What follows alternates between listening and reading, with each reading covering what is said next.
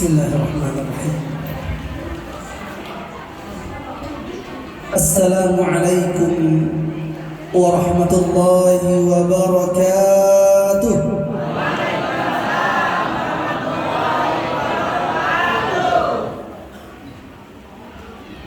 Biar lebih melek matanya, saya ucapkan sekali lagi salamnya, dijawab dengan kompak dan semangat dengan kalimat wa'alaikumussalam warahmatullahi wabarakatuh. Siap? Assalamualaikum warahmatullahi wabarakatuh.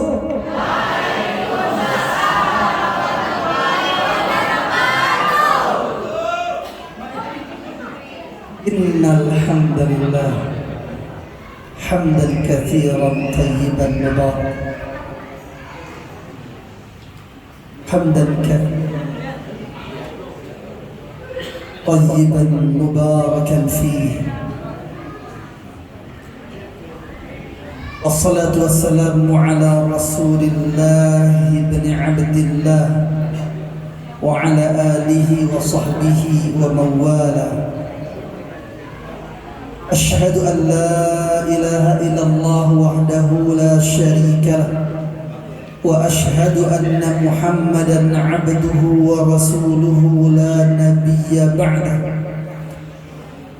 اللهم صل وسلم وبارك على نبينا ورسولنا وإمامنا وقدوتنا وأسوتنا وحبيبنا المصطفى محمد صلى الله عليه وسلم وعلى آله وأزواجه وذرياته وأصحابه أجمعين والتابعين ومن تبعهم بإحسان إلى يوم الدين. أما بعد، فأوصي نفسي وإياكم بتقوى الله، فقد فاز المتقون وقد أفلح المؤمنون.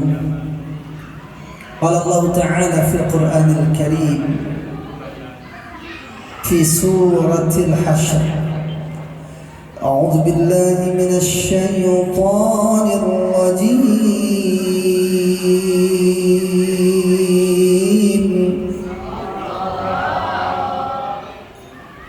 بسم الله الرحمن الرحيم.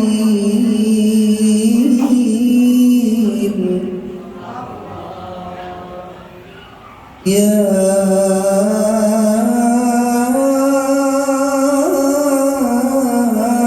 أيها الذين آمنوا اتقوا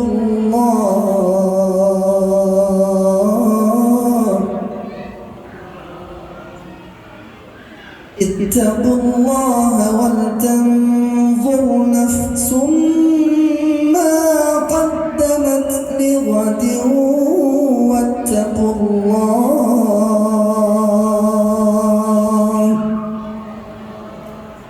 إن الله خبير بما تعملون.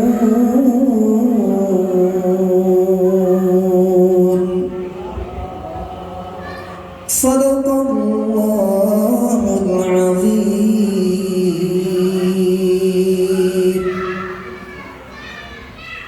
Sudah Bu? Pak, sudah? Sudah belum? Kalau sudah pulang kita. Alhamdulillah. Semuanya kita syukuri dengan kalimat alhamdulillah. Kenapa kita harus bersyukur? Kita bersyukur karena nikmat yang Allah berikan kepada kita belum tentu diberikan kepada yang lain, betul? Dan terlalu banyak masih nikmat yang kita dapat. Bahkan banyak lagi nikmat yang belum kita syukuri. Sebagai hamba Allah Subhanahu wa taala dan sebagai umat Nabi Muhammad sallallahu alaihi wasallam, kita mengaku sebagai umat Nabi kita Muhammad sallallahu alaihi wasallam, itu karena semua kita ini berharap agar nanti di hari kiamat bisa dapat syafaat. Betul. Syafaat dari Nabi Muhammad sallallahu alaihi wasallam inilah yang menyebabkan seseorang nanti di hari kiamat ia menjadi selamat. Apabila dia tidak punya amalan yang istimewa yang dapat menyelamatkan dirinya. Amalan yang paling istimewa itu apa? Yang dibawa Nabi Muhammad sallallahu alaihi wasallam, yaitu Al-Qur'an. Maka Bapak Ibu, kalau Al-Qur'an dibacakan jangan ngobrol. Tapi tadi alhamdulillah nggak ada yang ngobrol, betul? Alhamdulillah, nggak ada ya Bu ya?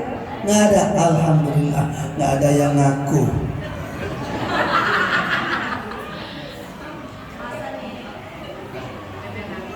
Atau nggak ada yang ketahuan. Nah, jadi kayaknya nyimak semua. Alhamdulillah. Al-Quran dibacakan, maka kata Allah, wa idza quri'al qur'anu fastami'u lahu wa ansitu la'allakum turhamun.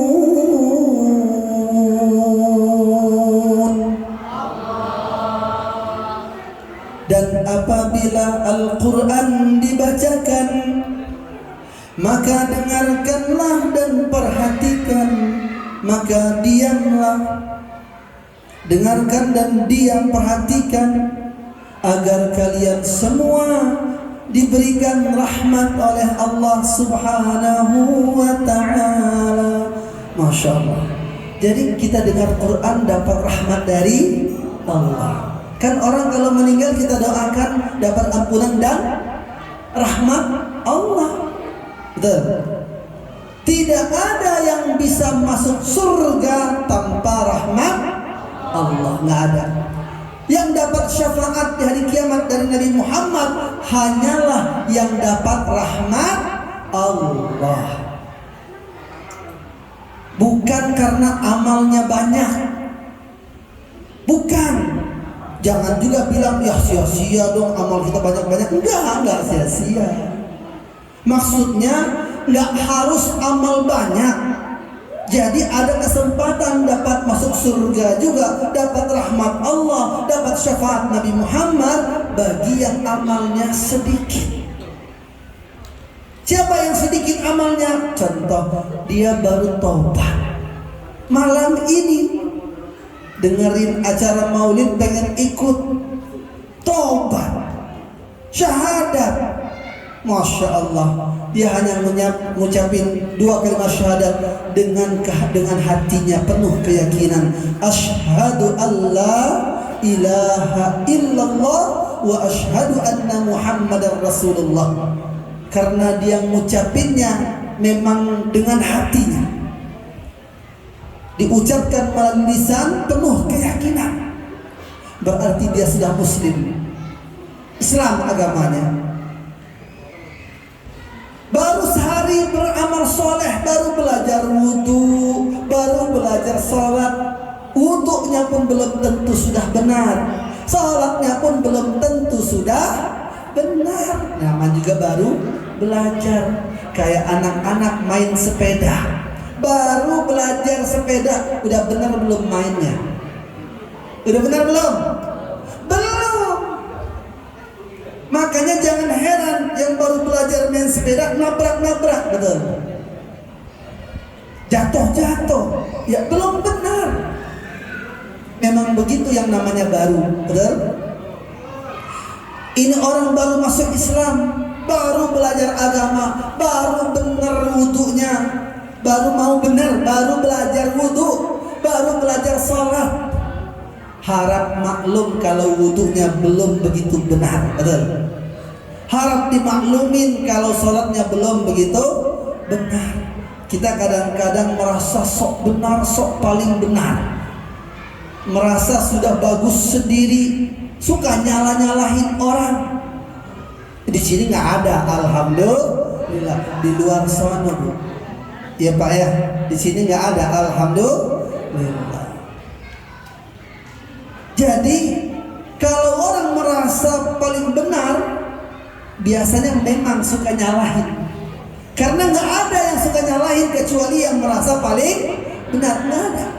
Orang kalau masih merasa banyak salah, ya nggak mungkin nyalahin orang lain, betul? Ini yang harus kita sadari. Siapa sih di antara kita yang nggak punya salah? Ini bapak-bapak, ibu-ibu yang nggak punya dosa, angkat tangan. Ada nggak? Hah? Yang nggak punya dosa, angkat tangan. Hadiahnya handphone. Yang nggak ada. Yang nggak punya dosa nggak ada. Yang nggak pernah salah ada. Yang nggak pernah salah betul terus, benar terus ada. Nggak ada. Inilah umat Nabi Muhammad sallallahu alaihi wasallam yang salatnya belum benar, wudunya belum benar aja bisa masuk surga. Karena siapa? Rahmat Allah. Dia belajarnya karena Allah, belajar wudu. Dia belajar salat karena Allah. Sekalipun belum benar, Allah mau menerimanya. Jadi soal diterima atau tidaknya ibadah kita siapa? Allah. Jadi jangan suka menghakimi dan menghukumi serta menvonis orang lain, jangan. Jangan baru melihat casingnya, luarnya, udah ngasih penilaian. Kalau saya udah biasa, orang lihat saya jenggotnya panjang, wah teroris. Astagfirullah. Masa jenggot panjang teroris? Saya bisa aja, mau saya cukur, mau saya pendekin, bisa. Udah bosan dulu. Ya jujur aja, saya dulu saya pendekin, saya potong, saya rapiin, pendek sedikit sini nih. Ya biasa lah, anak muda. Bukan sudah tua sekarang, masih muda juga, alhamdulillah. Tapi resikonya tinggi. Apa itu resikonya? Godaan. Godaannya tinggi. Walaupun bawa istri dicuitin orang, astagfirullah. Nah kacau itu. Makanya sudahlah, saya bilang, saya panjangin aja. Yang berani negur itu yang berani-berani aja, yang kenal aja. Panjangin, niatnya apa dulu? Niatnya ngamalin sunnah Rasulullah sallallahu alaihi wasallam. Ya rugi dong, saya panjangin gak ada niat sunnah, rugi. Bapak-bapak yang mau manjangin jenggot, pelihara jenggot, niatkan sunnah, bukan tren. Bukan karena pakai jenggot lebih berwibawa, lebih keren. Enggak juga, bukan karena itu. Tapi niatnya karena mengamalkan sunnah Rasulullah SAW. Yang nggak punya jenggot nggak usah maksa, nggak usah minum obat penumbuh jenggot, nggak usah pakai minyak segala macam, pakai oli, pakai apa, nggak usah. Saya takut nih bapak-bapak lihat, jenggot keren juga ya, belilah obat penumbuh jenggot. Ada loh, obatnya ada, beneran. Ada minyaknya ada, obatnya ada, samponya ada. Obatnya mungkin agak manjur karena diminum, perangsang tumbuh bulunya dari dalam. Dan ada teman saya berhasil minum obat perangsang jenggot, penumbuh jenggot, masya Allah. Apa yang terjadi? Tumbuhnya ngacak. Sebelah kanan di dekat pipi tumbuh, kiri nggak ada. Inna lillahi wa inna ilaihi raji'un. Ini nggak enak lihatnya. Ya lama-lama tumbuh tuh. Kalau tumbuhnya rata, gimana Pak? Ya kan? Tumbuhnya di depan hidung, bagus nggak? Ya nggak bagus. Ya udah syukuri aja. Yang nggak dikasih jenggot, alhamdulillah. Yang punya jenggot, alhamdulillah. Tinggal niat aja, punya jenggot dirawat, dirapikan, dipelihara, ada yang dipanjangkan, ada yang standar. Niatnya mengamalkan sunnah Rasulullah Sallallahu Alaihi Wasallam. Ibu-ibu juga pakai jilbab, nutup aurat. Niatnya apa dulu? Wajib, alhamdulillah, melaksanakan kewajiban. Jangan karena tren. Ini sekarang para artis banyak pakai jilbab yuk. Lah enggak gitu. Pakai jilbab karena perintah Allah. Jadi karena perintah Allah itu wajib pakai jilbab, wajib. Jadi ada orang Cilegon baru belajar masalah wajib. Oh, pakai jilbab wajib ya Pak Ustaz. Iya. Besok-besoknya suaminya ngelapor ke saya, Pak Ustaz, semenjak pengajian istri saya pakai jilbab terus. Alhamdulillah. Ustaz, bukan masalah itu. Betul, alhamdulillah saya senang juga. Masa tidur pakai jilbab? Saya bilangin nggak percaya. Tanya sama Pak Ustaz, tidur kalau sama suami di kamar boleh buka. Bingung dia. Namanya juga baru belajar. Akhirnya belajar lagi baru paham. Oh, ternyata ibu-ibu kalau di luar memang mesti jadi wanita solihah. Betul. Ciri-cirinya menutup aurat dengan sempurna. Siap, Bu? Insya Allah. Di luar ibu-ibu keluar rumah, kalau dilihat yang bukan mahram, solihah. Kalau di rumah, di kamar, solehah. Beneran ini. Ibu-ibu biar suami di luar nggak tergoda dengan godaan di luar. Bayangkan bagaimana godaan itu dahsyatnya di luar rumah gitu. Di luar rumah banyak perempuan yang bukan solehot, yang hot, pakai pakaian seksi, merawat kulitnya, mukanya dibersihin sebersih-bersihnya, kan? Glowing, mengkilap, lalat pun lewat kepleset. Ya Allah, saking glowingnya gitu ya. Pakai wangi-wangian, ya enggak? Katanya sih, saya nggak tahu juga. Pakai wangi-wangian, pakaiannya, menggoda laki-laki intinya. Niatnya apa? Menggoda laki-laki. Ibu mau nggak suaminya tergoda? Mau? Ada yang bilang mau tadi? Oh, nggak mau. Jangan. Makanya biar nggak tergoda, ibu-ibu jadi solehot di rumah. Depan suami, berpakaian yang disukai suami. Kalau di luar yang banyak perempuan-perempuan yang nggak halal dilihat laki-laki, dilihat suami. Ibu-ibu halal di kamar, di rumah. Mau pakai apa? Pakai. Pokoknya bikin senang suami, puas mata suami melihat aurat istrinya. Aurat istri halal bagi suami, betul? Halal. Aurat istri halal bagi suami, aurat suami halal bagi istri. Di dalam kamar. Jadi inilah syariat. Ada tempat-tempatnya menutup aurat. Itu kapan? Ketika keluar rumah atau dalam rumah juga menutup aurat jika ada yang bukan mahram masuk ke dalam rumah. Pakai jilbab bukan cuma pengajian, betul Bu? Nah, saya yakin di sini insya Allah semuanya sudah pakai jilbab, niatnya lillahi ta'ala, mencari ridha Allah. Niatkan semuanya mencari ridha Allah, bukan ridha Roma. Cari ridha Allah. Kalau di ridha Roma biar dicari sama bapaknya. Cari ridha Allah, niatnya ikhlas.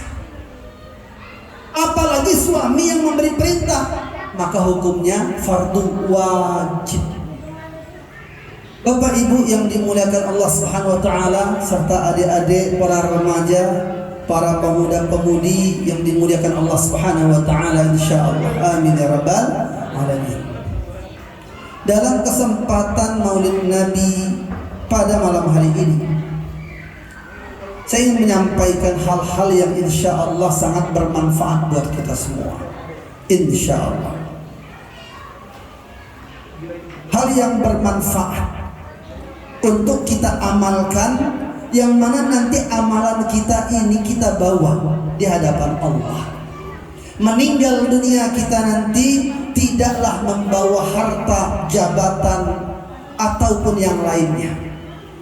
Pasti kita meninggal, dan yang dibawa hanya amalan. Kata Rasulullah, orang yang meninggal yang ngikutinya 3. Yang pertama keluarganya, yaitu yang nganterin teman-teman, sahabatnya segala macam. Nah, keluarganya pun ikut nganterin. Itu yang ngikutin mayit, kata Rasul. Yang kedua, wa maluhu, hartanya. Mungkin dia diantar atau keluarganya nganterin datang atau nganterin ke kuburan pakai mobil pemilik yang meninggal. Tapi yang ketiga, yang ngikutin si mayit adalah amaluhu, amalnya, kata Rasul.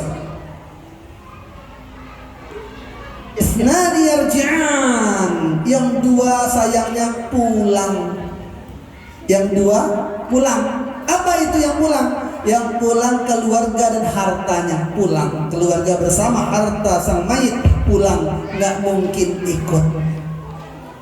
Bapak-bapak, ibu-ibu, kalau kita meninggal kira-kira harta kita ikutnya masuk kubur? Enggak. Handphone ibu-ibu mau dikubur juga kalau mati? Emang bisa nelpon? Ya Allah. Apalagi mobil, gedean mobil dari kuburan. Kuburan kita kecil. Rumah apalagi ditinggal. Jadi harta warisan. Tinggal dibagi sesuai aturan syariat. Nggak bisa di lobby-lobby, nggak bisa dikompromi. Dikatakan kami sepakat bagi-bagi harta waris, udah rata aja lah, yang penting semuanya ikhlas. Nggak boleh. Demi Allah nggak boleh. Kenapa? Kita ini, nyawa kita, roh kita, Allah yang memberikan. Allah yang menghidupkan kita. Allah yang menciptakan kita. Allah pula yang menentukan aturan-aturan di dunia ini, yaitu aturan syariat Islam. Allah telah menentukan aturan, nggak boleh melanggar aturan Allah. Allah buat aturan kalau bagi warisan, falidzakari mithlu hazzil unthayain. Anak laki-laki dapat 2 bagian, yang perempuan 1 bagian. Tuh, kalau punya anak ada laki-laki ada perempuan, ada aturan.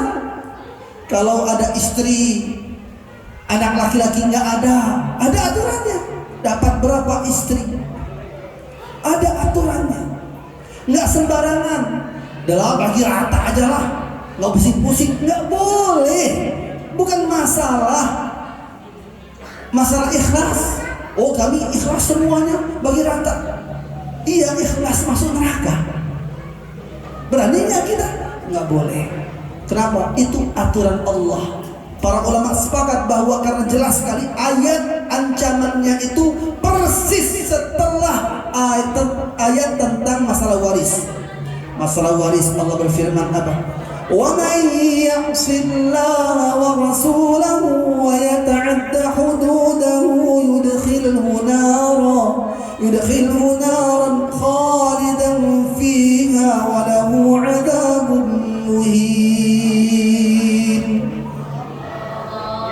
Siapapun yang bermaksiat, yang mengingkari Allah dan Rasulnya, wa yata'adda hududahu, melampaui batasan aturan syariatnya, melangkahi syariat yang ditentukan, nggak mau ngikuti syariat Allah, jadi apa?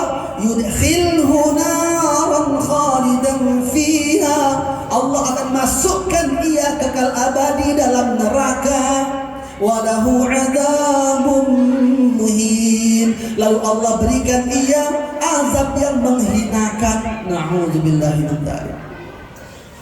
Makanya nanti di akhirat banyak orang-orang yang beriman, sholat, puasa, zakat, baca Quran, masuk neraka hanya gara-gara waris. Astagfirullah. Makanya saya sampaikan ini mumpung ingat, pembagian waris bukan urusan kita. Urusan kita dengan Allah, bukan cuma urusan keluarga, bukan. Urusan kita, sang mayit dan Allah. Kalau sayang sama sang mayit, laksanakan syariat Allah, biar beliau nggak diazab. Apa hubungannya? Dia diazab gara-gara seakan-akan karena dia tidak mengajarkan keluarganya mengikuti syariat. Makanya sebagian ulama kita berpesan, kalaulah kita mau meninggal dunia atau khawatir tiba-tiba meninggal dunia, buatlah surat wasiat. Di antara isi surat wasiat yang pertama, perintahkan ahli waris untuk bertakwa kepada Allah. Takutnya karena Allah, bukan KPK, bukan yang lainnya. Yang kedua, wasiatnya untuk mengikuti apa yang diajarkan Nabi agar tidak buat agama baru, tidak ngikutin agama lain selain Islam. Biar matinya tetap beragama Islam, menjalankan aturan Islam. Dikubur secara Islam, dimandikan secara Islam, disolatkan secara Islam. Karena ada agama yang mirip Islam, sebenarnya dari Islam tapi mereka buat-buat sendiri. Masa nguburin mayat berdiri, ada pernah dengar? Pernah tahu Bapak Ibu? Mayatnya itu dikubur dalam keadaan berdiri, jadi enggak baring. Astagfirullah. Sholatnya juga sholat, ada sholatnya tapi cara sendiri. Ada cara sholatnya sendiri. Nah ini nggak boleh. Sholat boleh nggak diganti dirubah? Jangankan diganti dirubah, ditambahin deh. Nih subuh mumpung lagi segar, lagi sehat, yang biasanya 2 rakaat kita tambahin jadi 4 rakaat, boleh? Nggak boleh.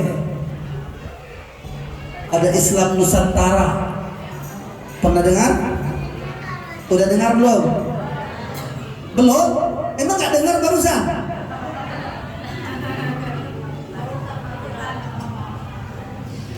Ajarannya mengajarkan agar setiap aktivitas yang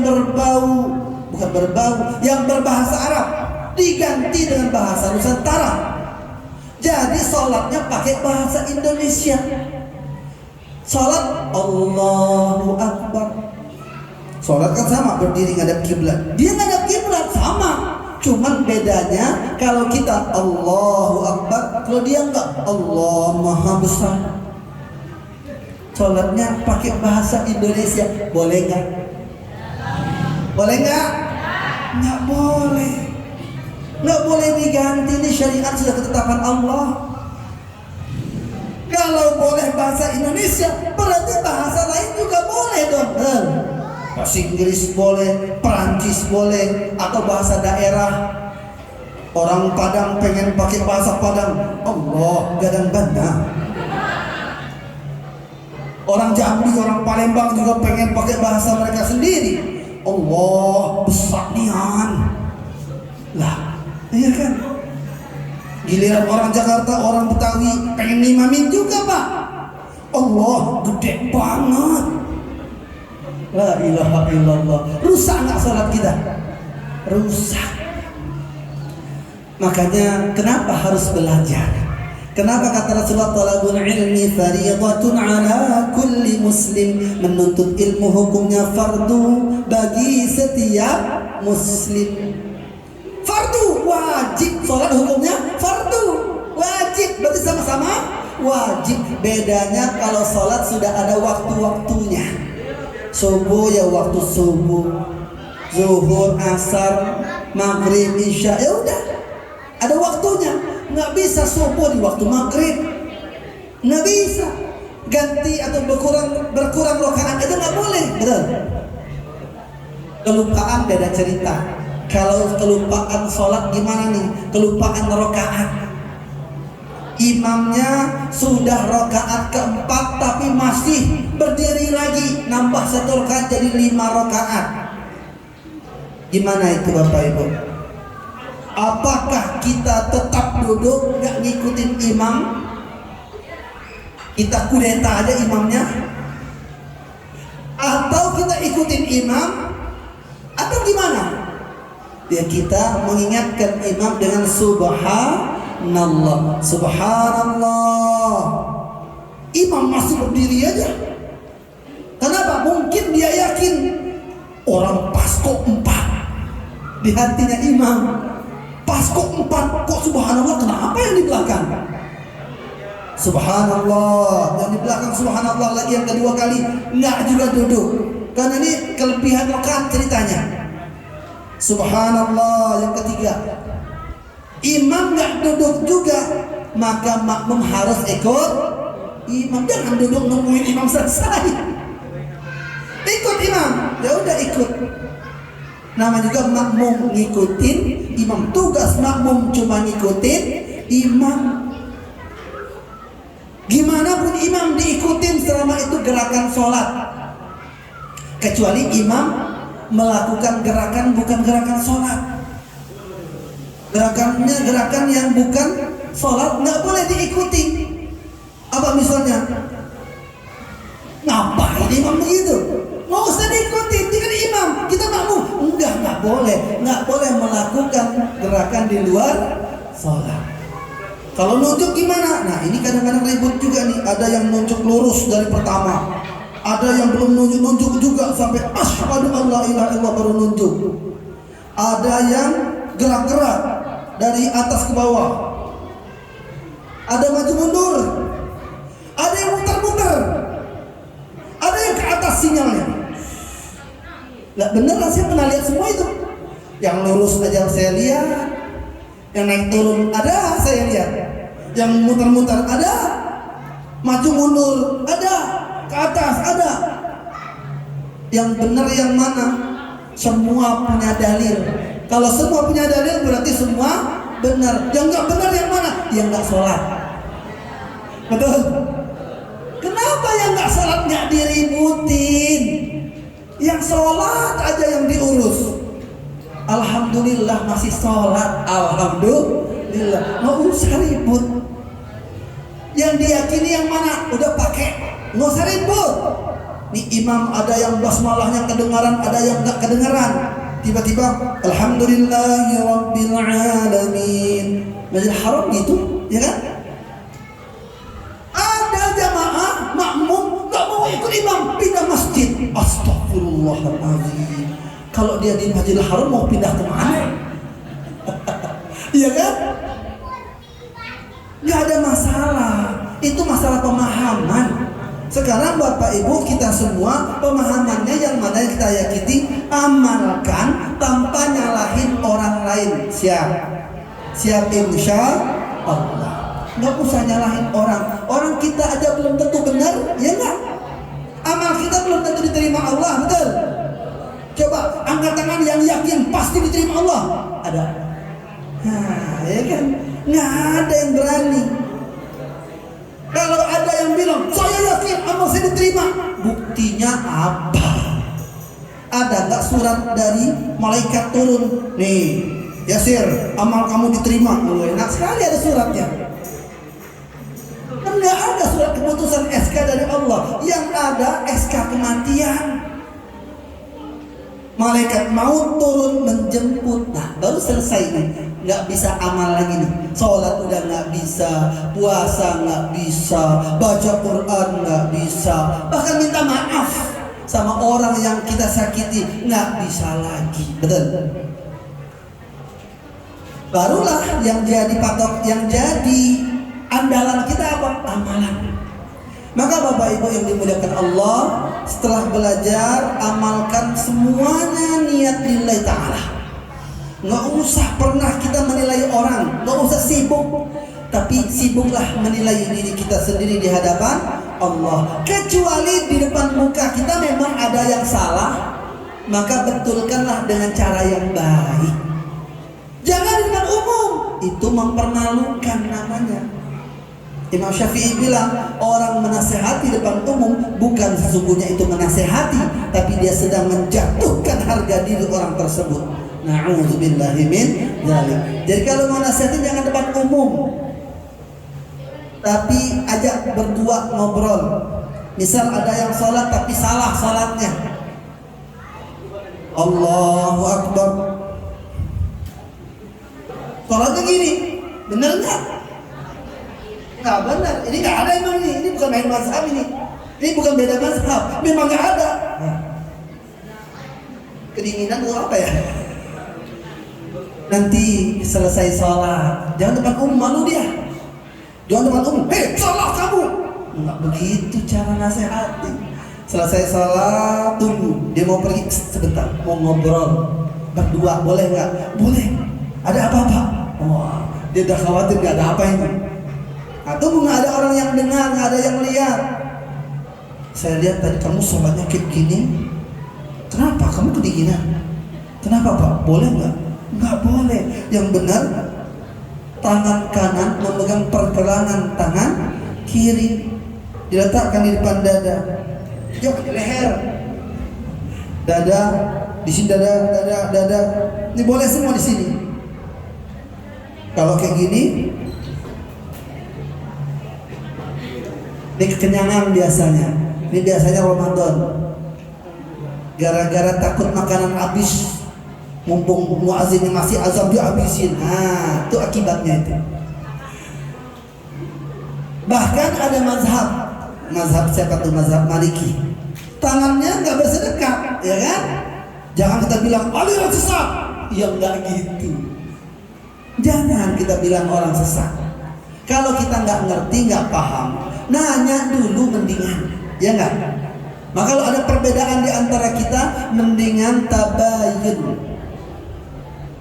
Tabayun yaitu klarifikasi. Tanya, tadi saya lihat begini, boleh ajarkan saya nggak? Dapat dari mana? Saya baru belajar, baru tahu saya. Gitu. Daripada kita nyalahin orang, taunya kita yang salah. Malu nggak? Malu. Saat kita nyalahin orang, ternyata yang salah sebenarnya siapa? Kita. Malu. Nah, inilah gunanya belajar. Jaga ukhuwah Islamiyah. Ukhuwah itu asal katanya diambil dari bahasa Arab yang persaudaraan, akhun, ya kan? Dari akhun, dari kata akhun. Akhun siapa? Saudara. Ukhuwah persaudaraan.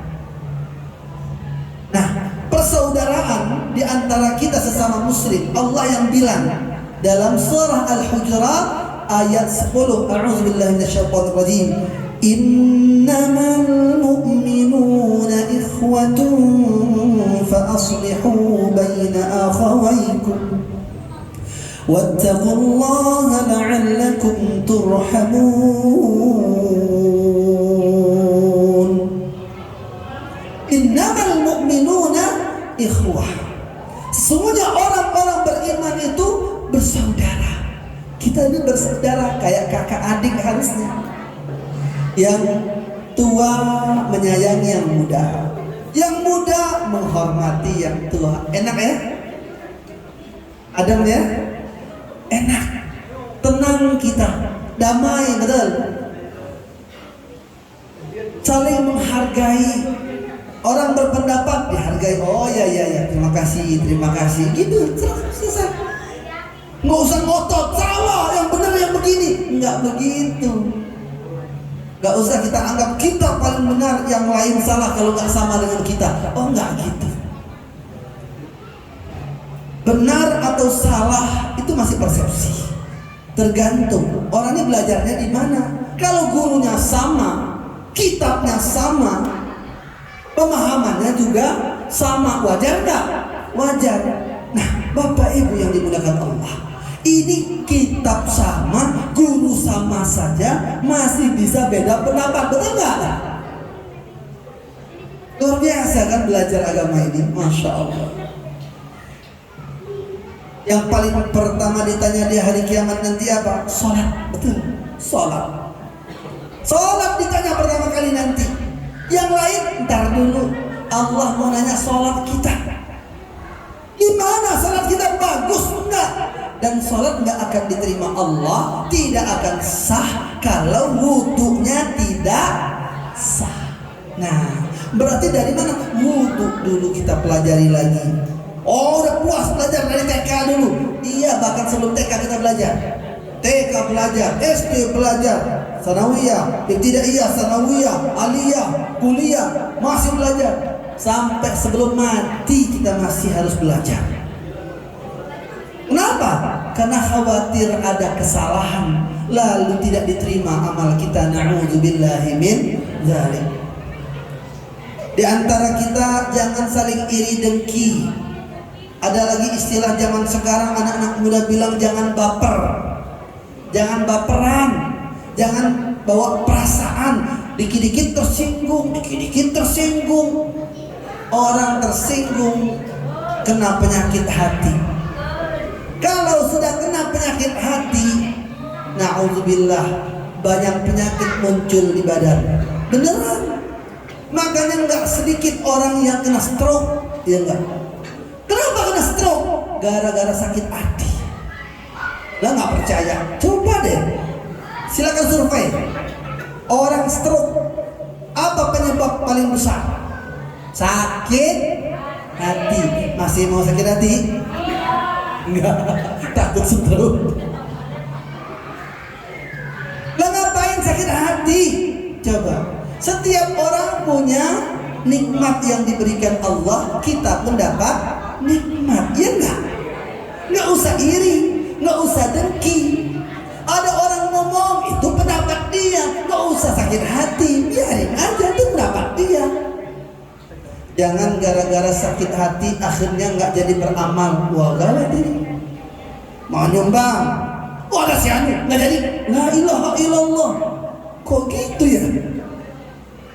Mau sholat Jumat di sini, wah, malas ada si anu, nggak jadi Jumatan. Inna lillahi wa inna ilaihi raji'un. Ada nggak yang begitu? Nggak ada. Alhamdulillah, nggak ada yang saya tahu tuh. Ya Allah, nggak usah lah. Memang betul Bapak Ibu, saya cuma mengingatkan aja. Makin tua manusia, Allah yang bilang kembali ila ardhil umur, seperti anak kecil lagi. Tapi nggak mesti juga mentang-mentang kayak anak kecil lagi mau ditunjukkan ke kanak-kanakannya, enggak juga gitu loh. Nah, itu juga termasuk bagian dari pikun, perubahan, ya kan? Tahu nggak Bapak Ibu, pengen nggak seumur hidup sampai mati nggak pikun-pikun? Mau? Mau nggak? Nggak mau? Oh mau. Apa kuncinya biar nggak pikun? Sudah diajarkan Nabi kita Muhammad Sallallahu Alaihi Wasallam. Dijamin kata Rasul, tidak akan pernah pikun. Siapa? Orang yang selalu setiap hari baca Quran. Demi Allah, Rasul bersumpah itu nggak akan pikun, kata Rasul. Orang yang setiap hari baca Quran, ikhlas niat mencari ridha Allah, maka luangkan dari sekarang waktu untuk bacaan Quran. Jangan nunggu waktu luang nggak ada. Yang ada meluangkan waktu. Jangan sampai kita nggak ngaji-ngaji, nggak baca Quran, tahu-tahu dibacain orang. Nah, benar nggak? Takutnya sadar-sadarnya pas dilihat orang rame di sekeliling kita, kok ngaji Yasin semua ini. Ya Allah, na'udzubillahi min dzalik. Saya pernah ngasih nasihat kepada tukang ojek. Tukang ojek ini saya ajak ke masjid. Ke masjid yuk. Nyusul bilangnya. Udah, saya tungguin di masjid, gak ada. Zuhur itu. Sampai saya pulang, dia masih di tempat pos, di pos itu. Masih nongkrong di situ. Kenapa nggak jadi nyusul? Saya bilang, jam-jam segini Pak Ustadz banyak yang ngojek. Astagfirullah.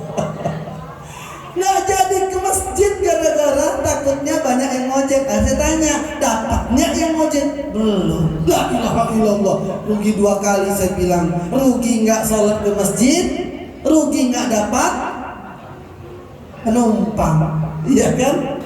Ya udahlah. Mungkin dia belum terbiasa, bukan cuma ke masjid, kayak belum terbiasa sholat. Asar saya lewat lagi, saya ajak lagi. Asar, ayo ke masjid. Nyusul lagi bilangnya. Astagfirullah. Ini nyusul ini. Ya udahlah, nggak apa-apa. Pulang dari asar saya lihat belum ada tuh bapak tukang ojek tadi. Saya bilangin lagi, loh kok nggak jadi nyusul? Tadi lihat orang banyak, takutnya ada yang mau ngojek. Astagfirullahaladzim. Ada nggak? Belum juga. Ya Allah ya Rob, beneran Pak nggak ngarang-ngarang saya. Udah seharian dia nggak dapat tukang ojek, nggak sholat. Besoknya selalu kalau saya ketemu saya ajak. Cuman akhirnya terpaksa saya nongkrong juga, duduk dekat situ, saya mau kasih nasihat. Alhamdulillah nggak ada yang lain, cuma dia aja. Pak, saya bilang, bapak kan saya ajak ke masjid, bapak bilang nyusul.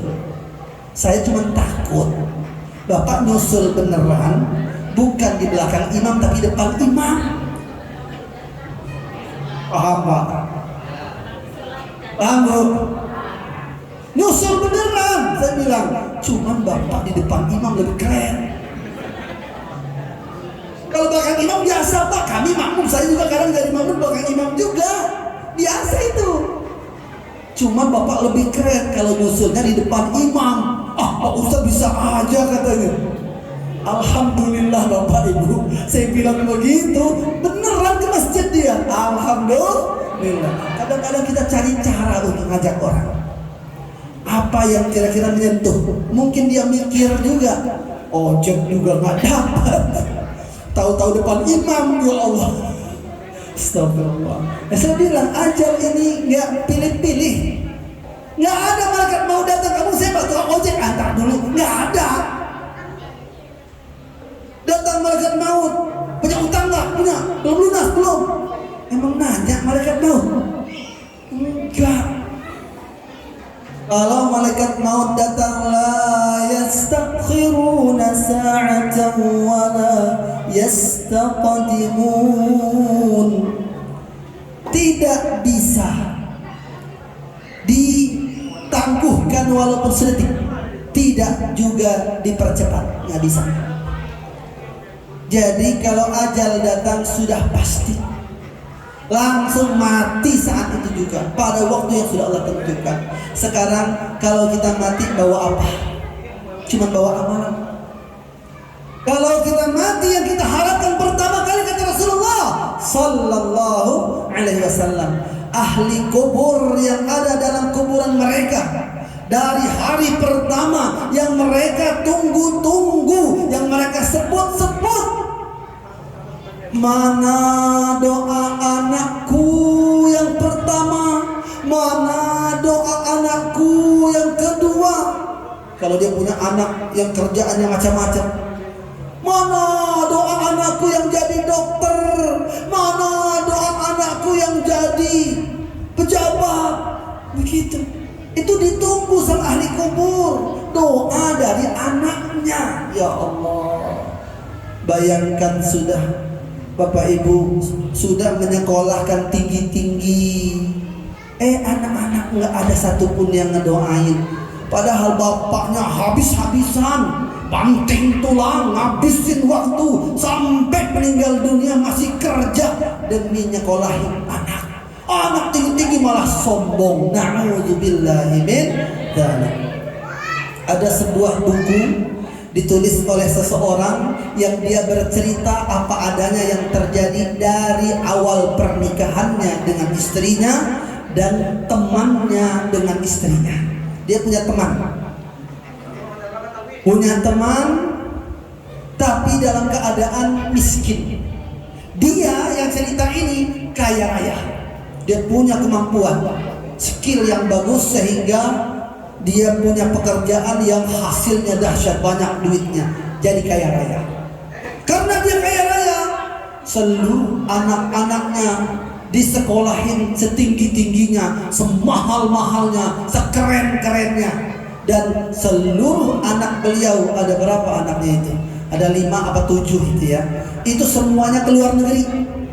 Sekolahnya di luar negeri. Masya Allah, keren. Ada yang di Amerika, ada yang di Inggris, ada yang di negara lain, pokoknya keren. Itu tuh anaknya dia. Maka dia pernah mentertawakan temannya tadi. Temannya anaknya banyak, lebih banyak lagi daripada dia. Oh, dia nggak nyampe 7 anak ya. Maaf, saya ralat sedikit. Kalau nggak salah sedikit anak dia. Justru yang banyak itu anak temannya. Dia ada 3. Insya Allah nggak salah. Anaknya 3, semuanya keluar negeri. Profesor, doktor, pokoknya keren lah. Gajinya puluhan juta. Bonus-bonusnya ratusan juta. Anak-anaknya pun kaya raya. Nah, temannya anaknya banyak, hampir 10. Semuanya anaknya sekolah di pesantren. Pesantren pun pesantren ya, pesantren untuk orang yang memang nggak mampu. Dia bukan orang kaya soalnya. Pesantren yang ya bisa dikatakan harus pakai surat du'afa. Anak udah banyak, nggak bisa disekolahin kecuali di pesantren yang mau menerima. Singkat cerita, makin hari makin tua, makin hari makin tua, betul? Semua begitu. Baru dia sadar ketika dia sakit-sakitan. Mulai dia batuk-batuk, jalan sudah bungkuk, sudah susah bernafas, sudah sakit-sakitan aja. Anak satu pun di antara 3 anak nggak ada yang ngangkat telepon. Astagfirullah. Dikasih tahu, nak, bapak ini mulai sakit, nak. Pulang, nak. Ini mau sakit keras, nggak takutnya nanti gimana? Maaf pak, sibuk. Astagfirullah. Sampai akhirnya istrinya meninggal dunia, anaknya nggak ada yang datang, bapak ibu. Astagfirullah. Baru-baru mau nyolatin dan jangan-jangan nggak tahu juga nggak. Coba alasannya sibuk, saya banyak pekerjaan.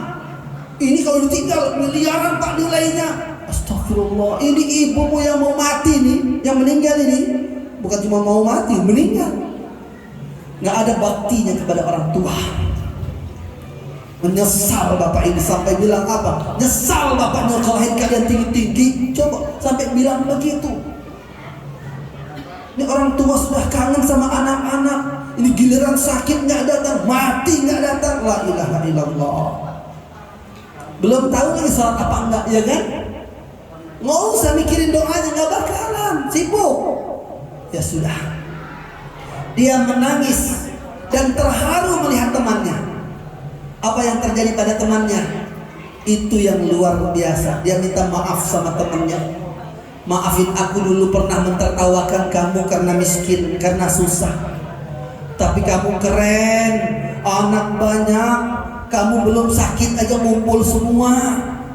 Sekarang kamu sakit dirawat seluruh anak-anak kamu. Gimana caranya? Kok bisa? Gitu, Masya Allah. Gantian tuh anak-anak. Hampir 10 anaknya semua ngurusin bapaknya yang lagi sakit. Ibunya nggak perlu kerja, anaknya semua yang ngurusin. Bapak ibunya benar-benar tinggal nerima beres semuanya. Masya Allah. Yang masak anak-anak, makan anak, nyari nafkah anak-anak. Pokoknya bapak ibu tinggal ibadah, mencari ridho Allah, selesai. Tenang hati mereka. Allahu Akbar. Udah dijamin nih, kalau mati nih 2 orang ini, suami istri ini hampir 10 nih anak, semuanya bakal ngedoain. Kenapa? Anak-anak soleh salihah. Oleh karena itulah kata Rasulullah sallallahu alaihi wasallam, "Idza mata banu Adam inqata'a 'amaluhu illa min 3, shadaqatin jariyah aw 'ilmin yuntafa'u bihi aw waladin salih yad'u lahu." Apabila anak Adam meninggal dunia, terputuslah amalannya kecuali yang 3. Yang 3 ini nggak terputus, maksudnya pahalanya ngalir terus. Padahal orang yang sudah mati tapi masih dapat pahala.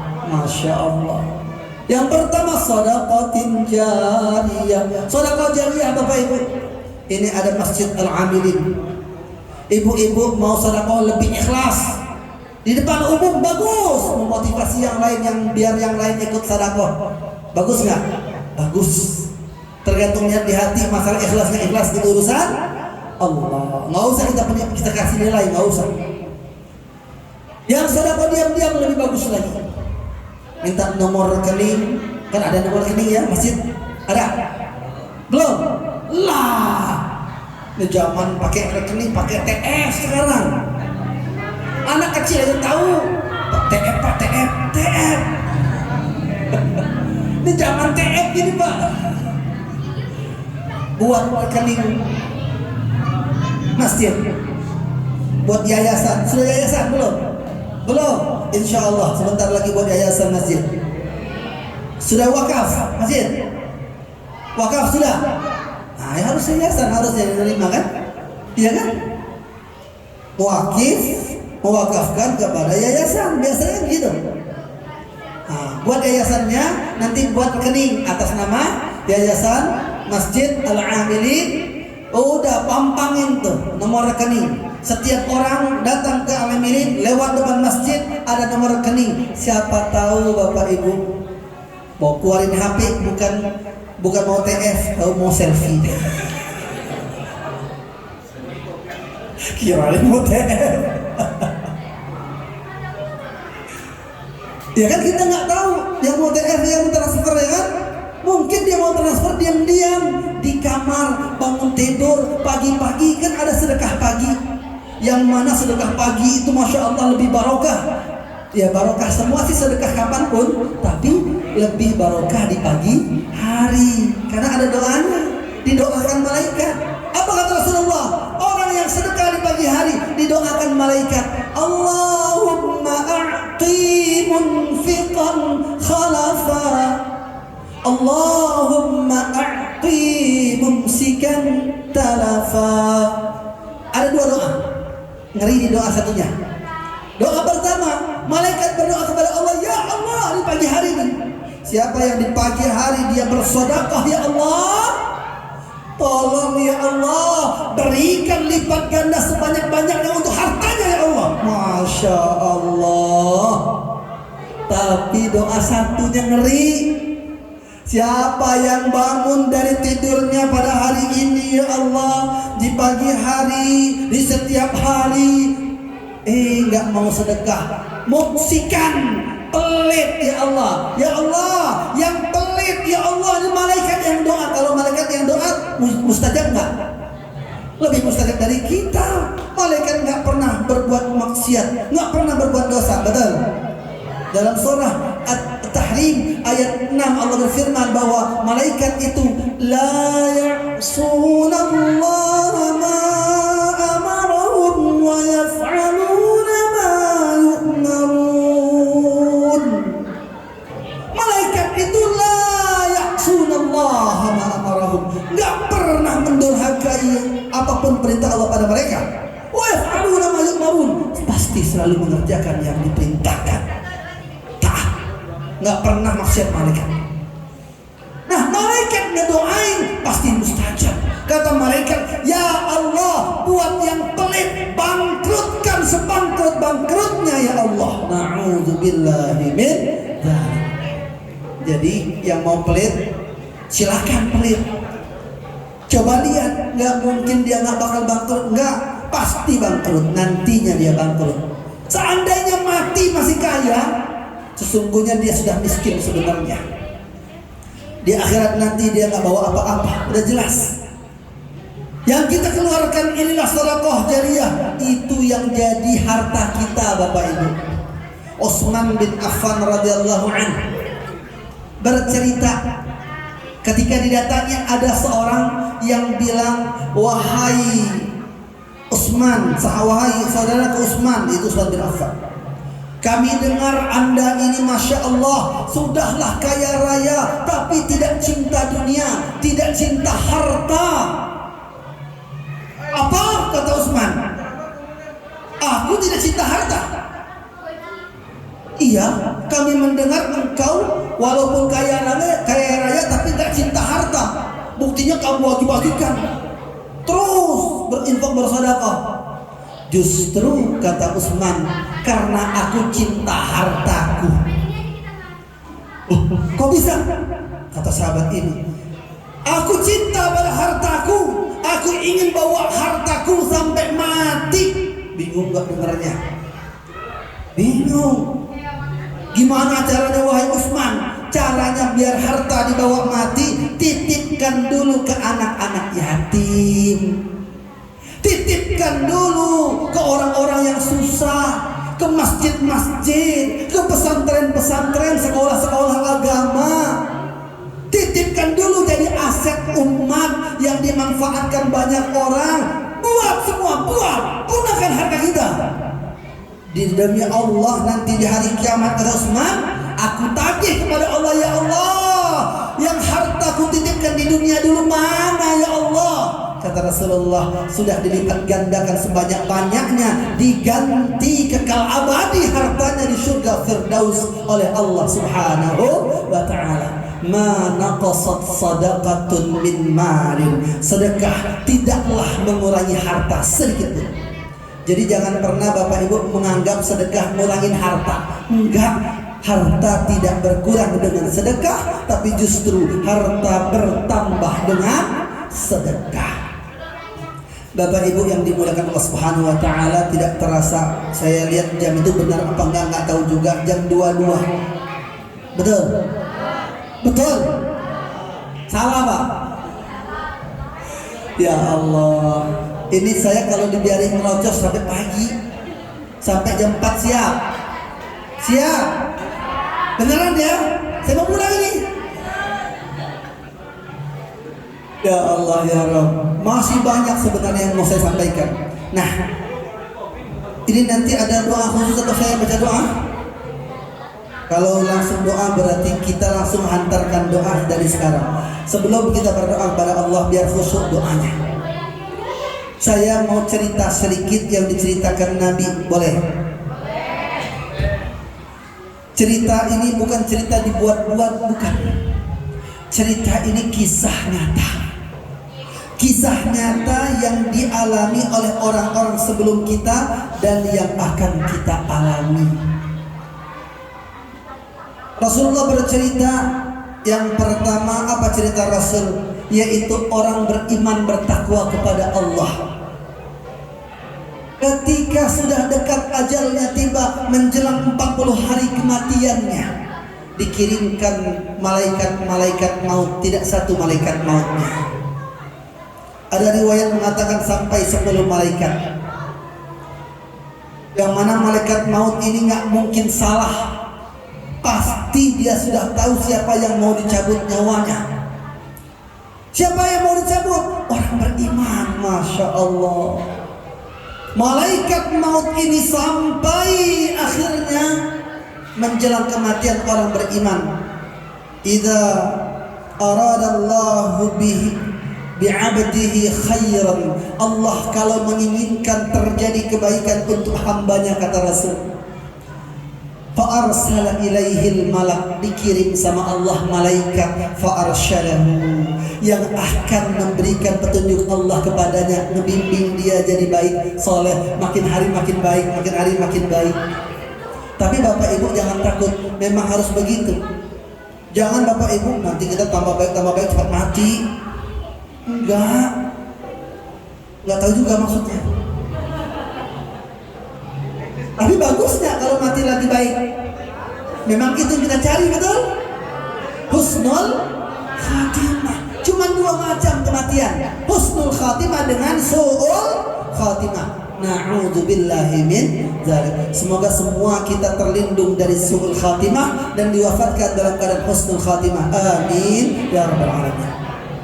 Bapak Ibu yang dimuliakan Allah, sebelum kita berdoa biar khusyuk doanya nanti. Bayangkan ketika malaikat maut itu datang. Ini orang beriman itu indah kematiannya. Dibimbing untuk beramal saleh. Akhirnya makin bagus salatnya, yang tadinya nggak khusyuk, makin lama makin khusyuk salatnya, tumak ninah, tenang salatnya, nggak ngebut-ngebut lagi. Wudunya makin bagus, akhlaknya makin baik, masya Allah. Makin rajin baca Quran, berzikir, bersedekah, masya Allah. Itu orang beriman. Sampai pada waktunya tiba, apa kata Rasul?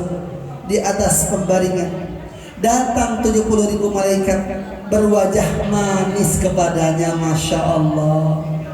Makanya jangan heran kalau ada orang baik mau meninggal dunia, senyum-senyum dia. Bisa jadi dia bukan melihat kita yang ada di sekitarnya, kemungkinan dia melihat malaikat yang mau menjemputnya. Apabila diperlihatkan surga sebelum dia meninggal dunia, berarti setara derajatnya meninggalnya seperti meninggal orang mati syahid. Masya Allah. Maka dia akan tertawa, bukan cuma tersenyum. Kenapa? Betapa indahnya surga tersebut, membuat rasa sakit sakaratul maut hanya seperti dicubit atau digigit semut saja. Allahu Akbar. Itulah mati syahid, mati paling indah dalam Islam. Minta Bapak Ibu, minta. Mati paling mulia dalam Islam itu mati syahid. Minta dari sekarang. Beneran. Saya ngajak bukan cuma ngajak, saya pun ngamalin, insya Allah.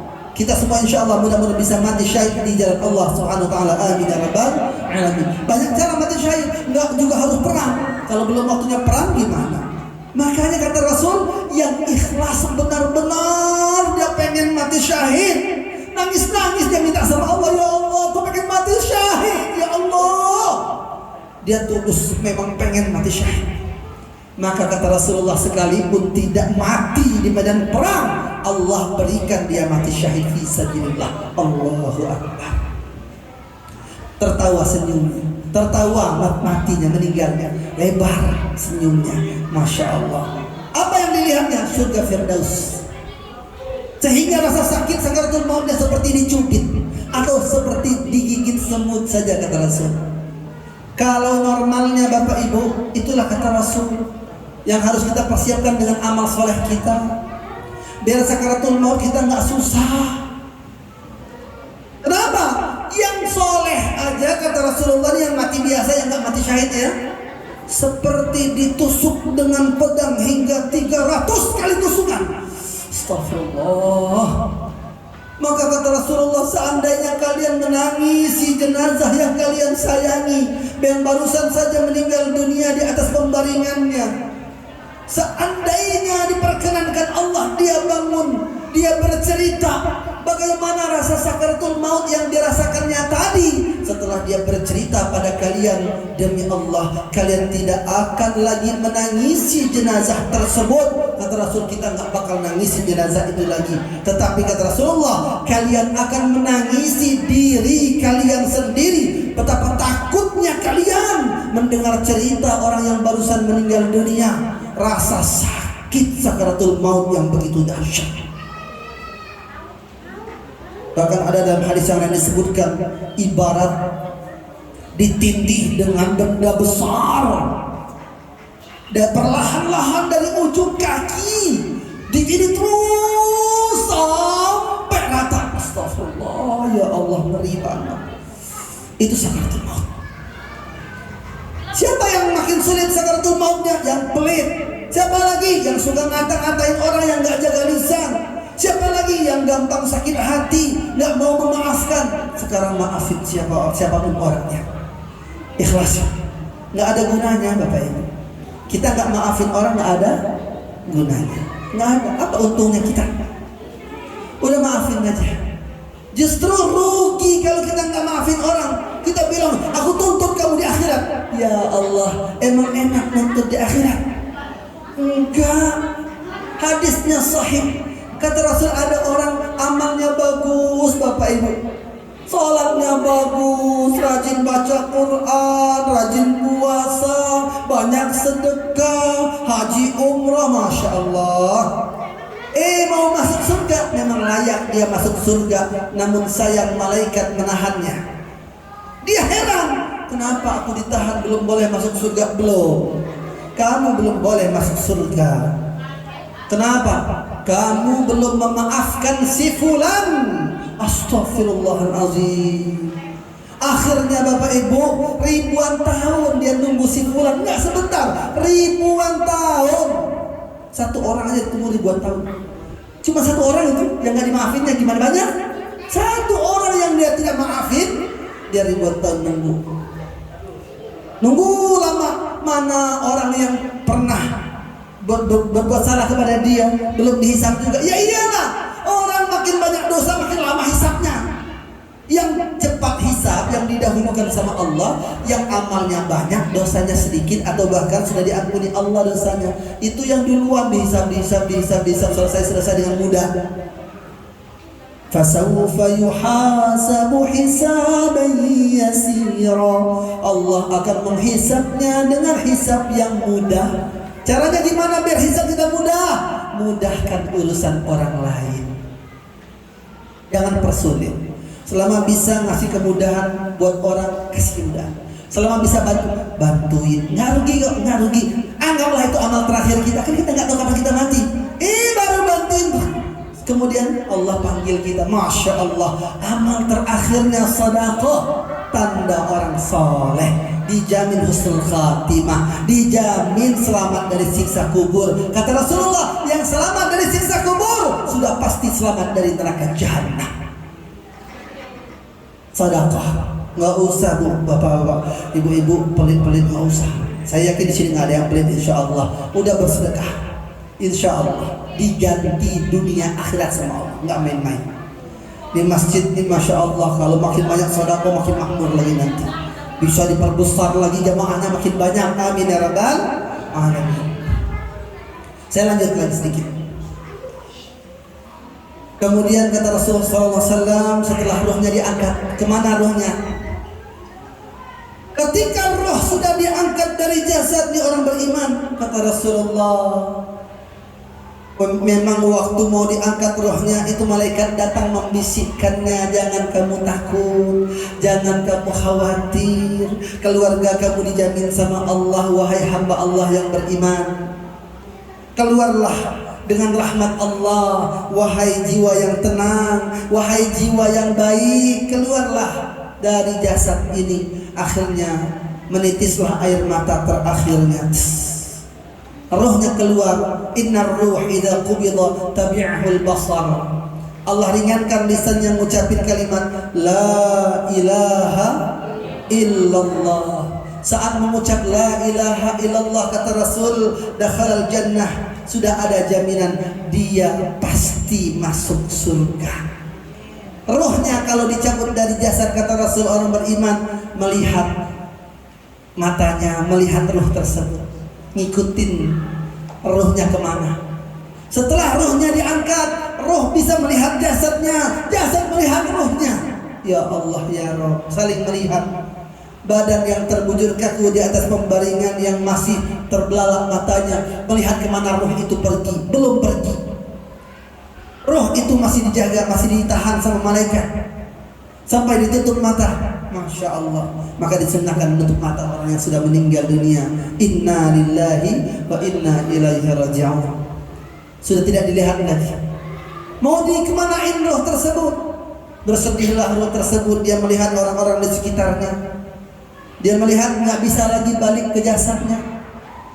Dia menyadari, oh ternyata sudah meninggal dunia, udah nggak bisa lagi hidup di dunia, sudah selesai urusan dunia semuanya. Tempat dia bersedih, tapi karena imannya terima Allah, amal saleh sudah banyak, udah cukup. Maka malaikat membawa roh tersebut ke langit, kata Rasulullah. Namun setelah sampai di langit, dia sempat bersedih juga ketika bertemu dengan roh orang beriman lainnya. Ngapain ke langit? Mau bertemu dengan Allah. Rohnya diperkenankan bertemu dengan Allah karena nggak punya hutang. Nah ini Bapak Ibu, mudah-mudahan Allah lunaskan hutang kita sebelum kita diwafatkan. Amin ya rabbal alamin. Terkatung-katung roh seseorang karena mati dalam keadaan berhutang. Ya Allah ya Rabb, kasihan.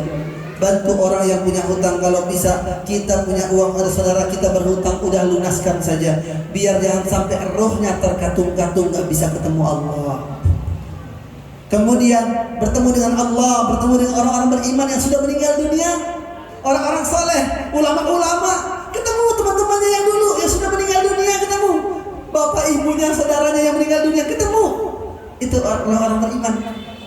Masya Allah, mereka berkumpul bercerita. Lalu di antara roh-roh orang beriman nanya, wahai si fulan, gimana kabar anakku?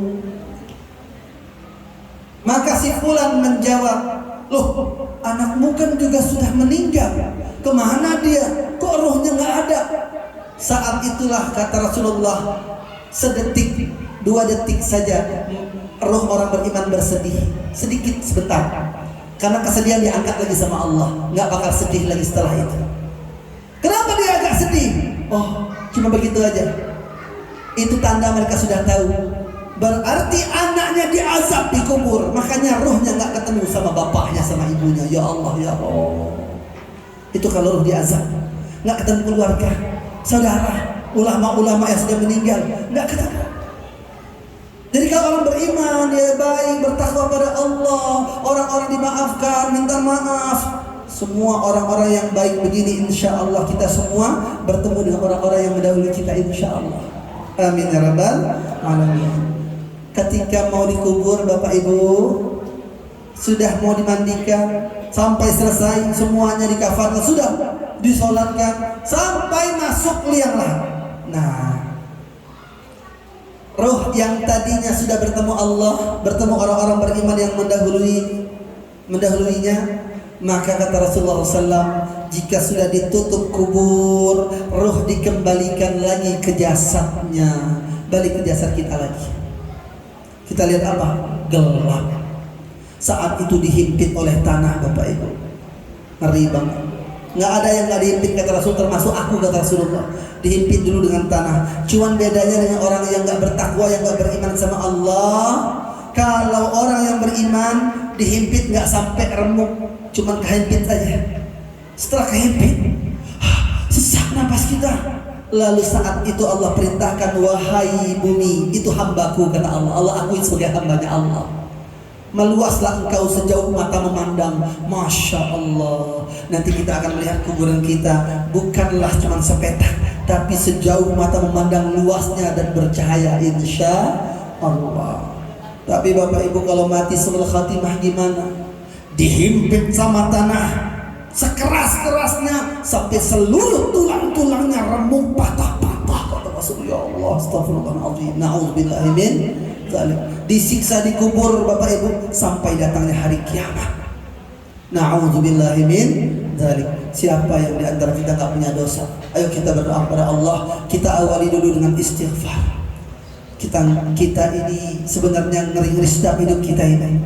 Ya sedapnya apa yang Allah berikan dari nikmat, kita nikmati. Tapi ngerinya kalau tiba-tiba ajal itu tiba, tiba-tiba ajal itu datang. Inilah obatnya. Salah satu di antara obatnya adalah istighfar. Kita istighfar dulu, lalu kita angkat kedua telapak tangan kita, berdoa kepada Allah. Astaghfirullahaladzim. Alladzi la ilaha illa huwal hayyul qayyum wa atubu ilaihi. Astaghfirullahaladzim. Alladzi la ilaha illa huwal hayyul qayyum wa atubu ilaihi. Astaghfirullahaladzim. الذي لا إله إلا هو الحي القيوم وأتوب إليه. Mari Bapak Ibu, kita tundukkan kepala kita, angkat kedua telapak tangan kita, berdoa dengan khusyuk. Pejamkan mata kita, anggaplah seakan-akan ini kesempatan doa dan bertaubat kepada Allah terakhir kali, agar kita benar-benar khusyuk dan dapat ampunan dari Allah Subhanahu wa taala. Amin ya Allah ya rabbal alamin. Alhamdulillahi rabbil alamin. Hamdan na'imin. Hamdan syakirin. Hamdan yuwafi ni'amahu wa yukafi'u mazidah. يا ربنا لك الحمد كما ينبغي لجلال وجهك الكريم وعظيم سلطانك. اللهم اغفر لنا وللمؤمنين والمؤمنات وللمسلمين والمسلمات والأحياء منهم والأموات إنك سميع قريب مجيب الدعوات ويا قاضي الحاجات. اللهم اغفر لنا ذنوبنا ولوالدينا وارحمهم كما ربونا صغارا. Ya Allah, ya Rahman, ya Rahim, ya Allah yang Maha Pengampun, Maha Penyayang. Ya Allah, ampuni dosa-dosa hamba-Mu ini, ya Allah. Ampuni dosa kami semua, ya Allah. Hamba-hamba-Mu yang berlumur dosa, hamba-hamba-Mu yang banyak maksiat ini, ya Allah, mohon ampunan kepada-Mu. Terima taubat kami, ya Allah. Jadikan taubat kami malam ini sebagai taubatan nasuha, ya Allah. Ya Allah, ampuni dosa-dosa yang kami lakukan selama ini, sengaja ataupun tidak sengaja, ya Allah. Yang kami ketahui atau yang tidak kami ketahui, ya Allah. Bahkan yang sering kami ulang-ulangi, ya Allah. Ya Allah, ampuni dosa ibu dan ayah kami. Ibu yang telah mengandung kami berbulan-bulan lamanya, siang malam kesusahan membawa kami dalam rahimnya. Ibu yang melahirkan kami hampir mengorbankan nyawa. Ibu yang menyusui kami, merawat kami dengan kasih sayangnya siang malam tanpa henti, ya Allah. Kami tidak mampu membayar jasa dan kebaikan ibu kami, ya Allah. Begitu juga ayah kami yang kadang-kadang menahan malu ketika ditolak lamaran kerjanya. Ya Allah, ayah kami kadang-kadang menahan lapar, menahan dahaga, ya Allah, untuk mencari nafkah buat anak-anaknya, buat kami semua. Pontang-panting kesana kemari, membanting tulang, memeras keringatnya, mencarikan nafkah untuk menghidupkan kami, ya Allah. Ampuni dosa kedua orang tua kami, sayangi keduanya, ya Allah. Untuk orang tua kami yang masih hidup, ya Allah, berkahi akhir hayatnya, ya Allah. Berkahi akhir hayat orang tua kami, ya Allah. Istiqamahkan orang tua kami beribadah kepada-Mu, ya Allah, sampai meninggal dalam keadaan husnul khatimah, ya Allah. Wafatkan orang tua kami dalam keadaan husnul khatimah, ya Allah. Ringankan orang tua kami saat menghadapi sakitnya sakaratul maut. Ringankan lisannya saat kami mentalkinkan di telinganya kalimat-Mu la ilaha illallah. Jadikan kalimat ini kalimat terakhir orang tua kami di lisan mereka, ya Allah. Agar Kau jamin orang tua kami selamat dari siksa kubur, selamat dari neraka jahanam, ya Allah. Ya Allah, masukkan orang tua kami ke surga Firdaus-Mu. Angkat derajat orang tua kami setinggi-tingginya di sisi-Mu. Ya Allah, perkenankan kami anak-anaknya bertemu kembali dengan ibu dan ayah kami di syurga-Mu, ya Allah. Wafatkan kami semua dalam keadaan husnul khatimah, ya Allah, dengan kalimat la ilaha illallah. Wafatkan pasangan kami, ya Allah, yang sudah Kau jodohkan pada kami, suami maupun istri, ya Allah. Wafatkan pasangan kami dalam keadaan husnul khatimah ya Allah, dengan kalimat la ilaha illallah. Begitu juga anak-anak kami ya Allah. Kami titipkan semua anak-anak kami kepadamu ya Allah setiap saat.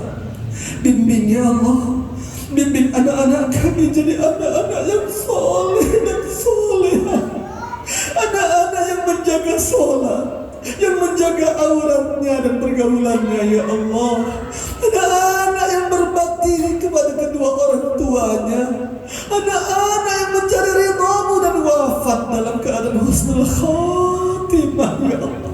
Selamatkan anak-anak kami dari pergaulan yang buruk ya Allah. Selamatkan anak-anak kami dari segala penyakit ya Allah. Selamatkan anak-anak kami dari musibah, malapetaka dan bencana ya Allah. Selamatkan anak-anak kami dari siksa kubur dan neraka jahanam ya Allah. Begitu juga saudara-saudari kami, guru-guru kami, teman-teman, sahabat-sahabat kami, dan orang-orang yang pernah berbuat pada kami, berbuat baik kepada kami ya Allah. Kumpulkan kami semua dalam surga Firdaus-Mu ya Allah. Ya Allah, ampuni dosa-dosa kami, terima amal soleh kami ya Allah, terima ibadah kami ya Allah, terima taubat kami ya Allah. Matikan kami dalam keadaan yang baik ya Allah. Matikan kami dalam keadaan Engkau sudah ridha pada kami ya Allah. Ya Allah, untuk saudara-saudari kami yang kami tidak mampu menolong mereka di Palestina ya Allah, ya Allah, tolong mereka. Tolong saudara-saudari kami di Palestina, di negeri Syam, di negeri Muslim lainnya yang sedang terzalimi ya Allah, yang mana mereka kelaparan ya Allah, mereka kehausan bahkan sampai meninggal dunia ya Allah, lapar dan haus ya Allah. Mereka melihat ibu bapak mereka dibunuh di depan mata mereka ya Allah, bahkan anak-anak dicincang, dibunuh, juga dibakar hidup-hidup ya Allah. Bantu mereka ya Allah. Kami tidak mampu menolong mereka kecuali dengan doa ini ya Allah, dengan sedikit materi yang kami kirimkan pada mereka ya Allah. Tolong mereka ya Allah, kuatkan hati mereka agar mereka tetap wafat dalam keadaan beriman kepadamu ya Allah. Dan hancurkanlah ya Allah kekuatan musuh-musuhmu yang menghancurkan dan merusak agama ini, yang menzalimi saudara-saudara kami ya Allah. Ya Allah, kabulkan doa-doa kami ya Allah. Berkahi Masjid Al-Amilin ini ya Allah seberkah-berkahnya. Berkahi seluruh rumah-rumah warga-warga semuanya ya Allah yang tinggal di komplek ini ya Allah. Berkahi keluarganya semuanya jadi keluarga sakinah, mawaddah, warahmah ya Allah. Dan kumpulkan kami semua dalam surga Firdaus-Mu bersama-sama dengan ridha-Mu ya Allah, mendapat syafaat dari Rasul-Mu Muhammad sallallahu alaihi wasallam ya Allah. Amin ya Allah ya rabbal alamin. Rabbana zalamna anfusana wa in lam taghfir lana wa tarhamna lanakunanna minal khasirin. Rabbana hab lana min azwajina wa dhurriyyatina qurrata a'yun waj'alna lil muttaqina imama. Rabbana hab lana minas salihin. ربنا آتنا في الدنيا حسنة وفي الآخرة حسنة وقنا عذاب النار. سبحان ربك رب العزة عما يصفون وسلام على المرسلين والحمد لله رب العالمين.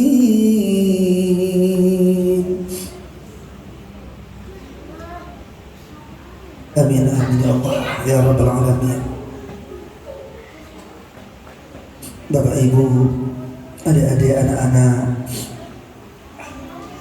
para remaja semuanya, hadirin hadirat yang dimuliakan Allah. Saya mohon maaf jika ada kata-kata yang saya sampaikan kurang berkenan di hati. Jika ada penyampaian saya yang salah, yang keliru, tentunya datangnya dari diri saya sendiri. Kebenaran hanya milik Allah Subhanahu wa Ta'ala. Mudah-mudahan apa yang saya sampaikan ini bermanfaat buat kita semua. Satu wasiat saya, pesan saya buat Bapak Ibu, buat kita semua, luangkan waktu baca Quran, dan satu lagi adalah bersalawat Nabi minimal 10 pagi 10 sore. Karena kata Rasul wajib dapat syafaat buat yang salawat 10 di pagi hari, 10 di sore hari minimal. Bisa 100, bisa lebih bagus. Tapi minimal 10 pagi 10 sore, biar semua kita dapat syafaat di hari kiamat dari Nabi Muhammad sallallahu alaihi wasallam insyaallah. Amin ya rabbal alamin. Cukup sekian dari saya. Subhanakallahumma wa bihamdika asyhadu an la ilaha illa anta astaghfiruka wa atubu ilaik. Wassalamualaikum warahmatullahi wabarakatuh.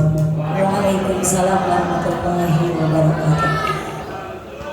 Terima kasih kepada Bapak Ustadz Yasir yang sudah menyampaikan tausiah dan membaca doa, mudah-mudahan bermanfaat bagi kita semua. Amin amin ya rabbal alamin. Alhamdulillah acara demi acara sudah kita lewati. Mari sebelum kita tutup acara ini, saya selaku MC dari awal sampai akhir mohon maaf bila ada kata-kata yang salah. Wabillahi taufiq wal hidayah. Wassalamualaikum warahmatullahi wabarakatuh. Baik, acara selanjutnya yaitu foto bersama ya. Kepada Bapak Ustadz dan panitia dipersilahkan untuk foto bersama. 125.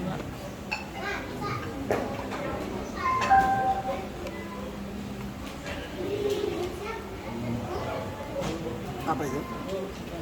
Caranya apa? Foto bersama. Oh, foto ya, siap. Iya.